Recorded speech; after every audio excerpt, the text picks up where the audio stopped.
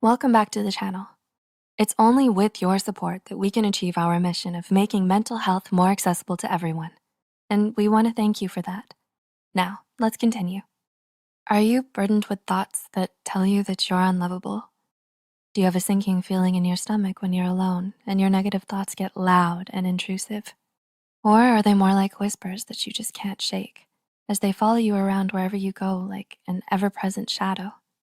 We made this video to remind you that you are lovable and that sometimes negative thoughts have the power to overtake us and distort our realities. They can make you believe awful things about yourself.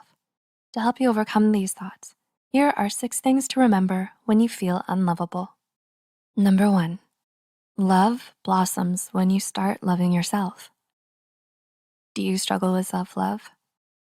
Part of the reason you may feel unlovable at times is that you might have forgotten to prioritize loving yourself. Self-love isn't always easy, but it is foundational for believing in yourself, having confidence in your dreams, and accepting your own lovability. You are lovable just as you are, but in order for you to feel that, you have to start celebrating yourself. To practice self-love, try writing down things you love about yourself, moments in your day that made you proud, and people in your life who love you. Number 2, your brain is hardwired to latch on to negativity. Have you ever heard the phenomenon called negative bias? It describes the idea that our brain processes negative events differently than positive ones and causes us to amplify them. This can make you focus too much on the negativity around you.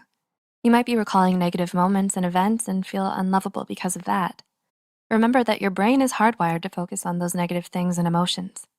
Positivity also surrounds you, and the more you bring it to the surface, the easier it will be to accept these negative events and begin to process them in a healthy way. Number 3, your flaws do not define you and who you are.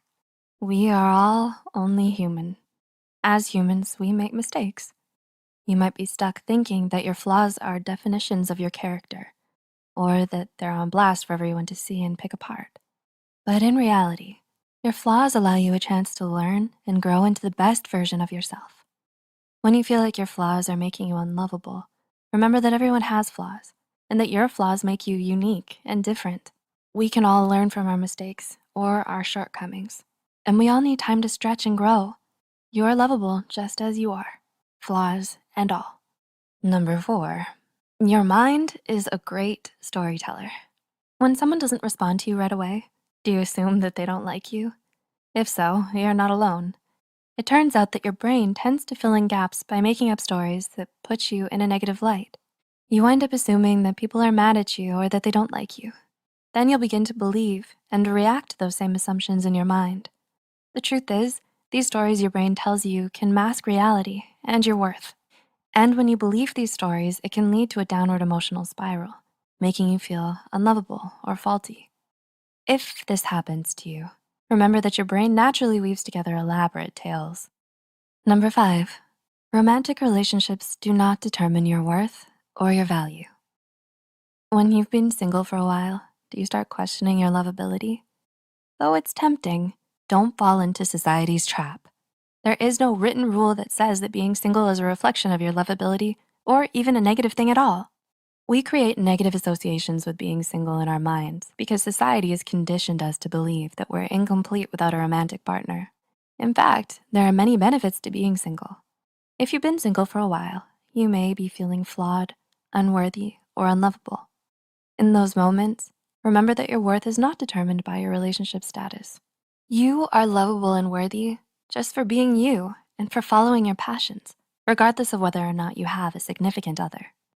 And number 6, the way people treat you is not a reflection of you. Has anyone ever treated you badly and made you feel like it was your fault? Perhaps it was a family member or a romantic partner. If this is the case, please know that any mistreatment towards you is never your fault. If someone's rude to you, yells at you, or treats you badly in any way, it's natural for your brain to convince yourself that you deserve it as a coping mechanism to make sense of what happened. But remember that nobody, for any reason, is entitled to treat you badly.